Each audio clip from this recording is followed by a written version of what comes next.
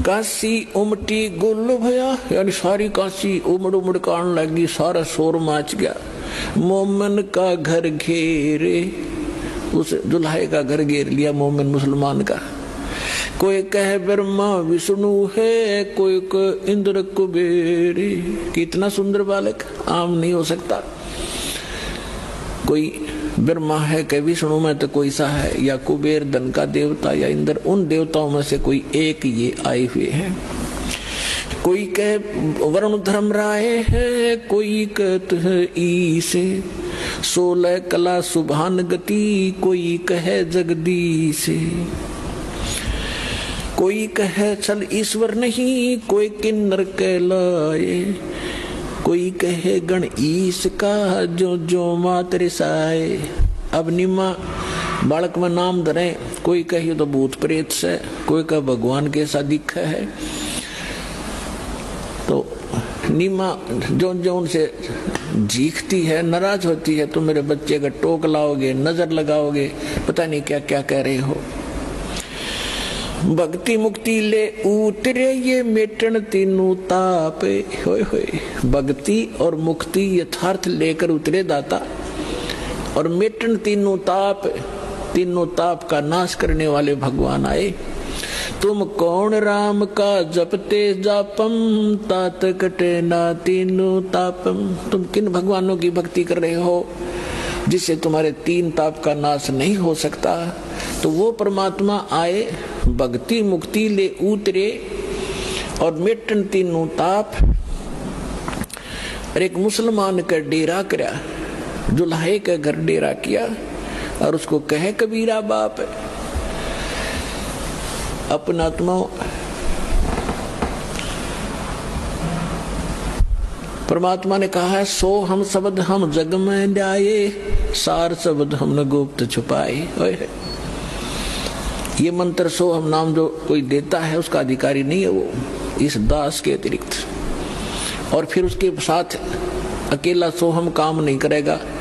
अब ये तो नकली ऐसे थे जैसे कोई कार गाड़ी है, कार कोई स्टीयरिंग ले रहा है, उसका स्टीयरिंग, और किसी ने पहिया निकाल रखा है, उसको घुमा रहा है कि यह कार आ गई हट जाओ, है कोई स्टीयरिंग बच्चों की तरह घुमाए फिरते हैं। ये सारे मिलाकर ही कार बनती है, राम नाम की गाड़ी। अब ये सभी मंत्र मिलकर के यथार्थ गाड़ी होगी, तब ये चलेगी, इसका वास्तविक लाभ मिलेगा जब सारे पुर्जे फटोंगे। दूध न पीवे न अन्न भखे, न पलने झूलनते, अदर अमान ध्यान में कमल कला फूलनते। परमात्मा ने 25 दिन तक ना कुछ खाया ना पिया। अब नीमा को चिंता होगी कि हे परमात्मा, रोने लगी बुरी तरह कि बच्चा कुछ खा नहीं रहा तो कभी भी शरीर छोड़ सकता है। बुरी तरह रोने लगी, अन्न पानी स्वयं भी त्याग दिया लास्ट 25वें दिन, और कहा भगवान या तो देना नहीं था शंकर भगवान, और आज दे कर ले रहे हो, इससे इसके साथ मरूंगी मैं, अब जीऊंगी नहीं। इस बिना बच्चे बिना मैं जी नहीं सकती। तो परमात्मा ने सोचा बुढ़िया मरेगी। उसी समय शंकर भगवान को प्रेरणा की शिव मंडल में, उसके लोक से एकदम वो सतर्क हुआ, क्या को मुझे कौन पुकार रहा है। जाग कर देखा एक माई रो रही है, एक साधु रूप बना के। शंकर भगवान वहां आए और पूछा माई क्यों रो रही है। नीमा ने कहा कि महाराज मेरे दुख न ना सुनो,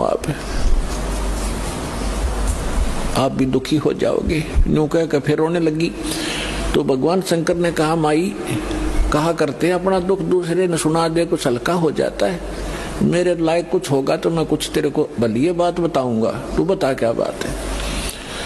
तो भगवान शंकर ने से नीमा ने बताया कि मैं हमारा संतान नहीं थी बाबा जी, और एक दिन हृदय से पुकारा था अपने भगवान शंकर को, एक कमल के फूल पर लाल दिया मुझे, और ये लड़का 25 दिन का हो गया, ना कुछ खाता ना पीता। तो उसने कहा मुझे दिखा तेरा बालक। नीमा लाई बच्चे ने उठा के पालने मत है और सोचा बाबा जी के चरणा में डाल दूं, इसकी जीवन दान दे दे। यू जो ही चरणों में रखना चाहा, बच्चा न्यू का न्यू उठ गया ऊपर और भगवान शंकर के सिर के सतर में हवा में डट गए बच्चे परमात्मा। अब वह नीमा नो सोच रही थी कि इस बाबा जी में करामात है या मेरा बेटा उड़ा दिया हुआ मैं। तो गरीबदास कहते हैं, जगत का पेखना पेखा, धनी का नाम ना लेखा। जो सब कुछ करने वाला उसका जिक्र भी नहीं तुम्हारे पास, फलाने ने कर दिया, धकड़े ने कर दिया, ऐसे तुम अटपट कर रहे थे। अब भगवान शंकर ने सोचा ये कोई सिद्ध पुरुष है, कोई सिद्धि युक्त है। उन्होंने ऐसे हाथ किया गोदी में लेने के लिए, परमात्मा उनकी गोदी में आ गए और आपस में दोनों की 7 बार चर्चा हुई। अरनीमा खड़ी खड़ी देख रही है कि 25 दिन का बालक बोल रहा है। वो तो बोलता पहले भी दिया था, लेकिन वो भूल पड़ जाती है हमारे। तब परमात्मा ने कहा कि हे शंकर भगवान। अब शंकर भगवान ने सोचा कि सिद्ध पुरुष है, मुझे भी पहचान लिया इसने तो, कि आप इसको ये कहो एक कुंवारी गाय लावें और उस कुंवारी गाय के ऊपर आप अपना आशीर्वाद भरा हाथ धर दियो, वह दूध देवेगी। अब पुण्यात्मा वचन तो मालिक का था, नियमत शंकर जी को बना रखा था। नीमा ने अपना पति बुलाया, उसको सब बातें बताई। वो कुम्हार के घर से एक साफ घड़ा लिया, छोटा सा कोरा मटका घड़ा, और वो गाय लिया बछिया जिसने दूध पीना छोड़ रखा था और अभी सांड ने टच नहीं करी थी। वो जाके संग बैल नहीं लागा, वो लाके खड़ी करी। शंकर भगवान ने हाथ थपकी मारी, दूध की धार चल पड़ी, पात्र भर गया, अपने आप बंद होगी। डेली दूध देने लगी तो परमात्मा ने दूध पिया।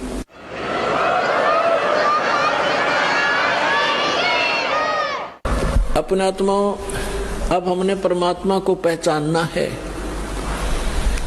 हमारे ग्रंथ वेद क्या बताते हैं, वेदों के विषय में क्या सुना जाता है कि इनमें परमात्मा की महिमा लिखी है। तो परमात्मा की महिमा लिखी है, तो जो महिमा परमात्मा की उनमें लिखी है, जिस परमात्मा ने वो लीला की है, तो ही इज गॉड, वही है परमात्मा। अब आपको दिखाते हैं ऋग्वेद मंडल नंबर 9 सूक्त नंबर 1 मंत्र 9 में, उसमें क्या लिखा है कि जब परमात्मा शिशु रूप धारण करके लीला करने आते हैं, तब उनके परवरिश की लीला कुंवारी गायों से होती है। ये देखिएगा, ऋग्वेद मंडल नंबर 9 सूक्त नंबर 1, और इसके कौन है अनुवादक और प्रकाशक, सार्वदेशिक आर्य प्रतिनिधि सभा, महर्षि सिद्धांत भवन, रामलीला मैदान, नई दिल्ली। महर्षि सिद्धांत द्वारा अनुवादित लिखा है इसमें। मुद्रक Prince offset printers 1510 Pataudi house, त्रियागन, नई दिल्ली। इसके बिल्कुल ये 9 मंडल से स्टार्ट है।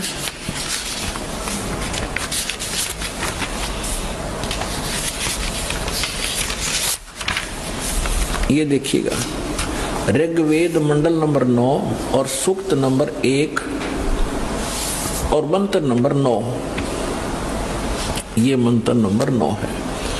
इसकी संस्कृत है अभी इमम अधन्या उत श्रृणंती धेनव, धेनो माने गाय, शिशु माने शिशु रूप में प्रगट परमात्मा, सोमम, सोम माने अमर परमात्मा, इंद्राय पात्वे। इसका अर्थ इन्होंने किया है, उस सोम माने अमर परमात्मा को इन्होंने सोमवान लिख दिया, सोम स्वभाव वाले पुरुष को। हर देखो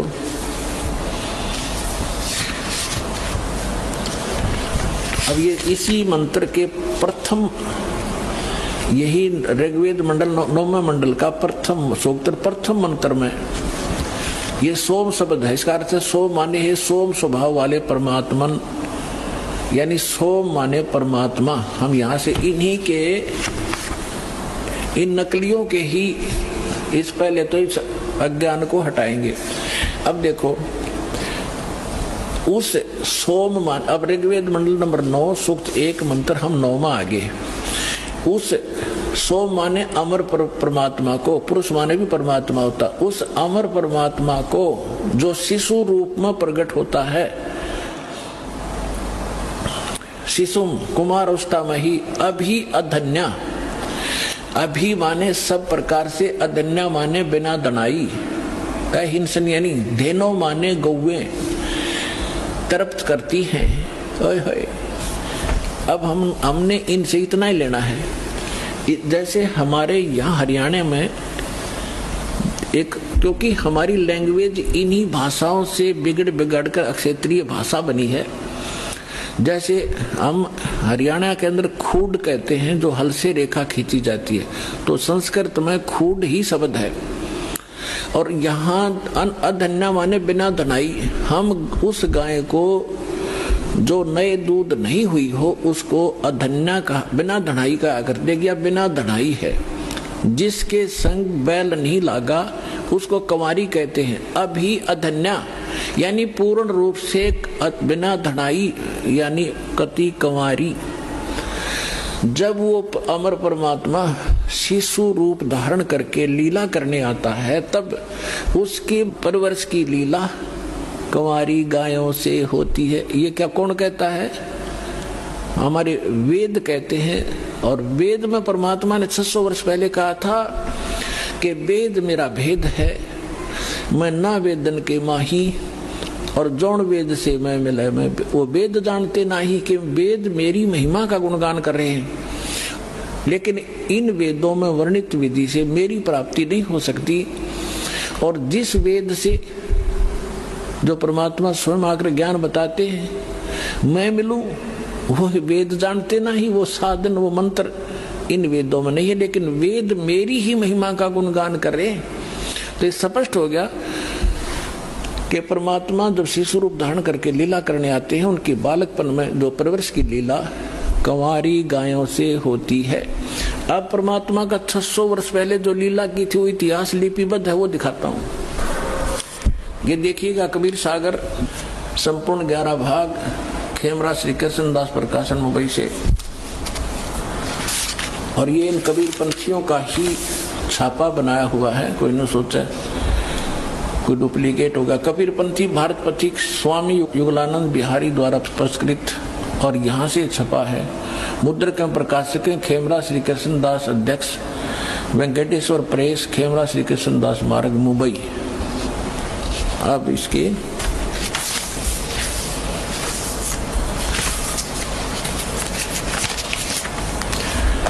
अब ये है कि ज्ञान सागर खंड है, ज्ञान सागर 74 पृष्ठ पे। अब कहते हैं, सुन जुल्हा मन भयो आनंदा, जैसे जमी चकोर पाया निशी चंदा। जुल्हे को जब ये पता चला कि ये परमात्मा हमारे लिए आए हैं, यानी जुल्हा बच्चे को पाकर जुल्हा बड़ा खुश हुआ। ले सुत चलो हर्ष मन कीना, ता तो पुन अस बोल ही लीना। सुत काशी को ले चले, लोग देखण ते आव, अन पानी भक्से नहीं, खावे नहीं, जुल्हा शोक जनावे। तब जुल्हा मन कीन तिवाना, रामानंद सो कही उत्पाना। मैं सुत पायो बढ़ाओ गुणवंता, कारण कौन बखे नहीं संता। रामानंद ध्यान तब धारा, जुल्हा सो अस वचन उचारा। पूर्व जन्म ते ब्राह्मण जाति, हर सेवा की नी भली भांति।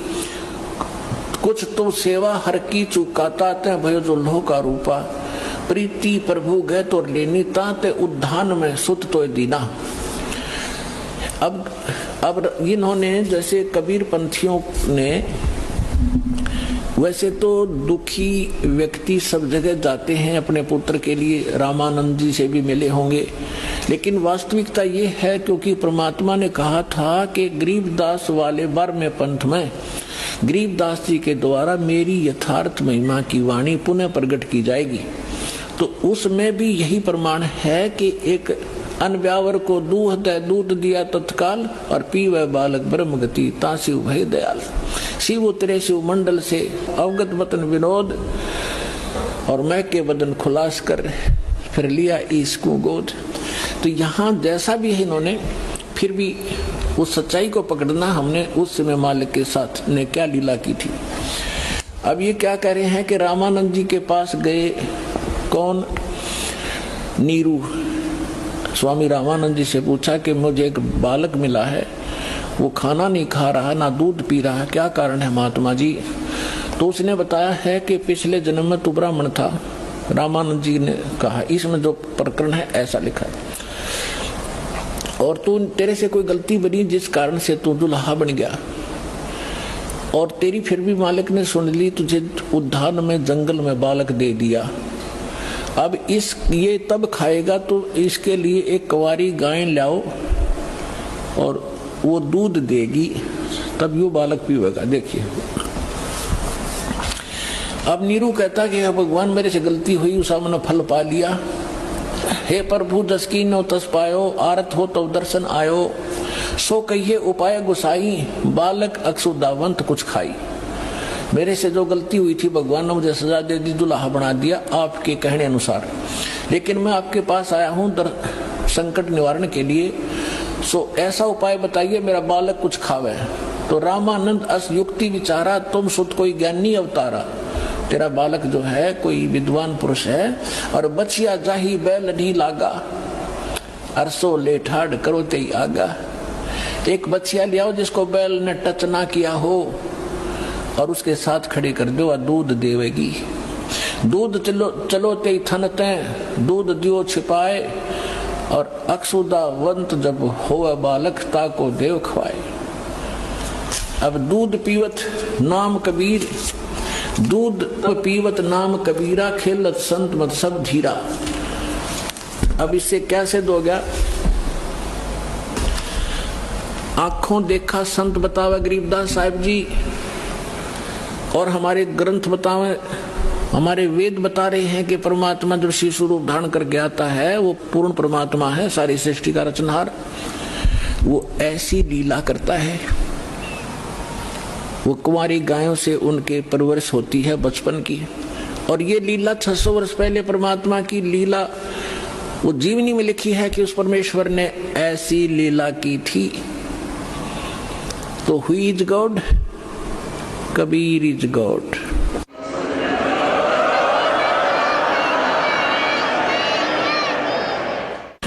अब फिर क्या होता है? अब परमात्मा जिस उद्देश्य को लेकर आते हैं पुण्यात्माओं, ये वेद भी बताते हैं। ऋग्वेद मंडल नंबर 9 सूक्त 86 मंत्र 26 और 27 में, ऋग्वेद मंडल नंबर 9 सूक्त 82 मंत्र 1, 2, 3 में, ऋग्वेद मंडल नंबर 9 सूक्त 54 मंत्र 3 में, ऋग्वेद मंडल नंबर 9 सूक्त 20 मंत्र 1 में, ऋग्वेद मंडल नंबर 9 सूक्त 1 मंत्र 8 और 9 में, ऋग्वेद मंडल नंबर 9 सूक्त 96 के मंत्र 16 से 20 में, ऋग्वेद मंडल नंबर 9 सूक्त 94 के 1 में, ऋग्वेद मंडल नंबर 9 सूक्त 95 के मंत्र 2 में, और भी अनेक स्थानों पर ये प्रमाण है कि वो परमात्मा सतलोक में रहता, अमरलोक में, और वहां मनुष्य के समान, राजा के समान है, मनुष्य सदृश्य है। वहां से सह शरीर आता है, बिजली जैसी गति से आता है, अच्छी आत्माओं को मिलते हैं जो दृढ़ भक्त होते हैं और उनको ज्ञान सुनाते हैं। ये हमारे वेद बताते हैं। और जब परमात्मा शिशु रूप धारण करके आते हैं तो वो समय उनकी परवरिश की लीला कुंवारी गायों से होती है। और यही संत बताते हैं, ये हमारे ग्रंथ बताते हैं। तो परमात्मा को पहचानने में अब देर नहीं लगेगी। अब आगे बताते हैं,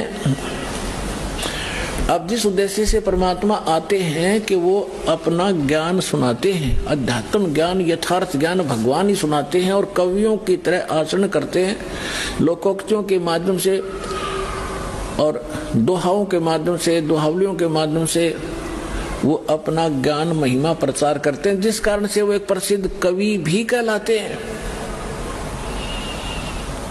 तो पुण्यात्माओं, जिस लाल को हमने पत्थर जान के कूड़े में डाल रखा था, अब संभालो इसको, धनी हो जाओगे। अध्यात्म मार्ग के भी और भौतिक सुख भी यही दे सकता है, दूसरा इस पृथ्वी पर आपको देने वाला नहीं।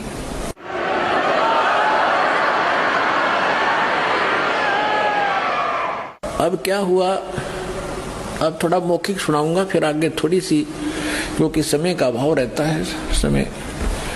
फिर एक बार आपको इस बात से दृढ़ कर दूं कि हु इज गॉड, परमात्मा कौन है, वो मिलेगा कैसे, उसका यथार्थ भक्ति मार्ग कौन सा है और कहाँ प्रमाणित है। फिर आप ऐसे दृढ़ हो जाओगे जैसे हम पहले उस नकली ज्ञान पर दृढ़ हो रहे थे, नकली भगवानों पर। रामायण और महाभारत सुनकर नो ऑब्जेक्शन हो गया था, क्योंकि हजारों से एक ही बात सुनी थी। और ऐसा कहते हैं कि जिस झूठ को 100 बार सुन लिया जाए तो वो सत्य महसूस होने लग जाती है। हमने सुन रखी थी वो 1000 बार। तो अब इस सत्य को जब सुनोगे कुछ धीरे धीरे, तो सत्य भी सत्य आपको महसूस होगी। तो फिर सुनाया करेंगे अमृत वाणी, आपकी आंखों से आंसुओं की झड़ी लगा करेगी कि कहाँ भूले पड़े थे, कैसा जीवन नाश कर दिया था। हे भगवान, आप रात न उठ के भी सपने में भी उदड़ के पड़ोगे कि हे भगवान, नाश हो जाता है, मार्ग न मिलता थे, ये तो भांग का बाड़ा जीवन जाना था। आगे जीवन में कितने कष्ट आपको होंगे वो खड़े दिखाई देंगे। अगर भक्ति ना करते तो ये कष्ट आप पर व्यतीत होते जो भगवान बता रहे हैं, और अब वो खत्म हो जाएंगे।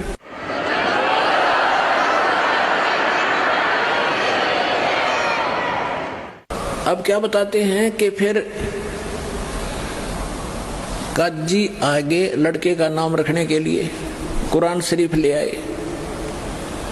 काजी आए कुरान ले, धर लड़के का नाम, अक्सर अक्सर मैं फुरा धन कबीर बल जाऊं मैं।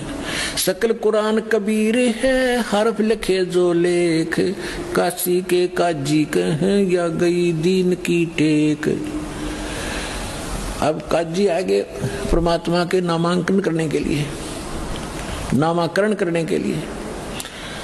अब वो कैसे करते हैं, जैसे कुरान शरीफ को खोलते हैं, पवित्र पुस्तक है, और उसमें पहला अक्षर जो होता है उसके ऊपर नाम रखते हैं। जो ही उन्होंने कुरान शरीफ को खोला, उसमें कबीर अक्षर था। सूरत फुरकानी 25, उसके अंदर सबसे पहला जब खोला तो कुरान अक्षर निकला, उस पृष्ठ पे कबीर निकला। कबीर, कबीर का अर्थ ये बड़ा कहते हैं, महान मानते हैं, अल्लाह अकबर एक भगवान का नाम भी मानते। तो इन्होंने सोचा कि एक जुलाहे के बालक का और कबीर नाम रखना शोभा नहीं देगा।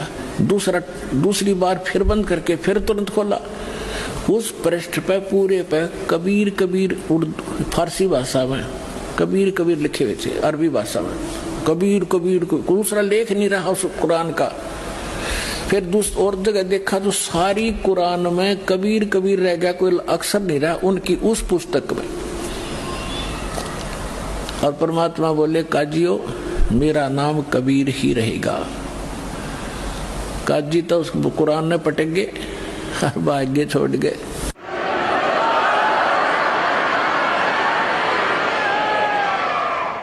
अब परमात्मा क्या बताते हैं, उनके आगे क्या हुआ कि परमेश्वर जिस उद्देश्य से आए थे वो उन्होंने क्या किया।